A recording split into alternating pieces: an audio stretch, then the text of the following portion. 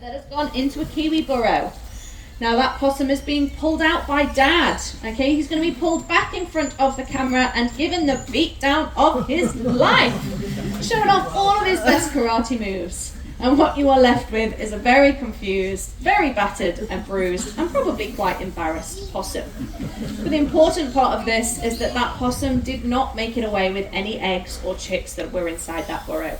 At that size, they were more than capable of being able to protect themselves. Now, hopefully, we are going to have another special little guest joining us on the stage. He is quite a shy little boy, so I'm going to talk a little softer, and if you guys wouldn't mind being nice and quiet, maybe he'll come out to say hello. He is one of our brush-tail possums. Okay, and we're going to talk to you a little bit about those brush-tail possums, and hopefully he'll come out to say hello. Now, we use positive reinforcement for all of our animals. We don't force them to do anything, so if he decides that he's a little bit too shy today or a little bit too tired today, that's absolutely fine. We're not going to force them to do anything. But hopefully he will pop his head out and say hello. Now we're going to talk a little bit about how they got here. Do we have any Australians in the crowd?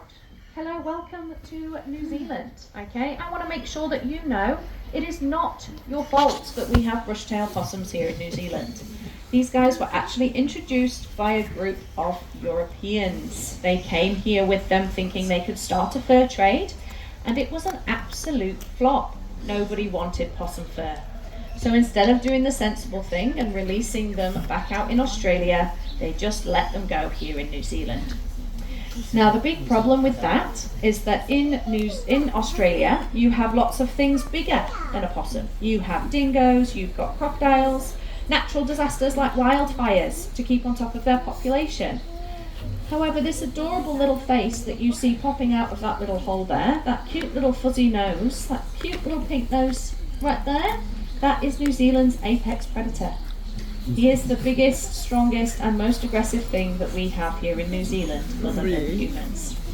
Okay, which means that they were not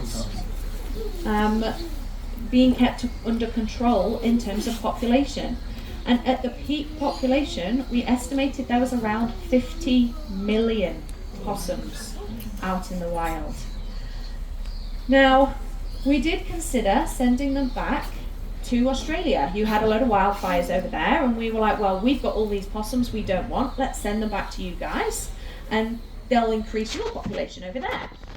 However, unfortunately, we have created a super possum over here in New Zealand. These guys are larger, they are more aggressive, and most importantly, they are no longer vegetarians. These guys will now eat eggs, they will eat baby chicks. These guys, you saw him take on a kiwi, they will take on kia and kick those off the nest. Don't know if you guys have seen a kia yet, but they're essentially a giant parrot with knives on their faces. It is not a bird I would particularly like to have an argument with. But these guys do not have a problem if it means they get a good meal. Okay, so they are causing a lot of problems for a lot of our native birds. Now I'm glad that he's come out to say hello so you guys can see him properly. He is absolutely adorable, and at the park we absolutely love them here. However, they are devastating to our natural vegetation as well as our natural birds and animals now. So for this reason, we are having to trap all of our possums. Okay, we do have a predator-free 2050 program that we are hoping to achieve. Okay, and that's those three main animals. Oh, he's off. He says, talking about trapping me, I'm not having that. But he did a very good job coming out today, so thank you very much, Turtle. Good job. We have a predator-free 2050 that we are working towards. That is those three main animals, those rats, possums, and stoats. Okay, you guys can see in front of you just here, we've got these yellow boxes. These ones are our possum traps. And then this beautiful one down here in front of me is our stoats and rats and ferrets, all of your ground-dwelling mammals traps.